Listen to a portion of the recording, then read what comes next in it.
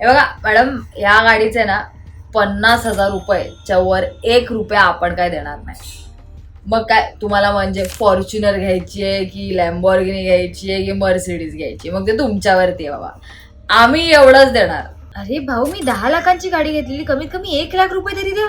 ओ hello, या गाडीचे तुम्हाला 2 लाख मिळतील, यांचं अजिबात ऐकू नका. ओ मॅडम, कोण देणार आहे या खटाऱ्या गाडीचे 2 लाख रुपये? हे बघा, as per government scrapping policy, जर तुम्ही तुमची जुनी गाडी कोणत्या ऑथराइज डीलर कडून स्क्रॅप केलीत ना, तर तसंही तुम्हाला त्याचे 5% मिळतीलच, म्हणजे 50,000 रुपये. आणि बाकीचे 1.5 लाख काय खिशातून देणार आहेत की काय? नाही, गाडीचा जो स्क्रॅप सर्टिफिकेट मिळेल ना, त्याने तुमच्या नवीन फॉर्च्युनर वरती तुम्हाला 4 ते 6% डिस्काउंट मिळेल. Plus registration fee, road tax या सगळ्यांवरती एक वेगळा डिस्काउंट मिळेल. तर हे सगळं जर तुम्ही मोजलं ना, तर 1.5 लाख एवढा बेनिफिट तर होतोच.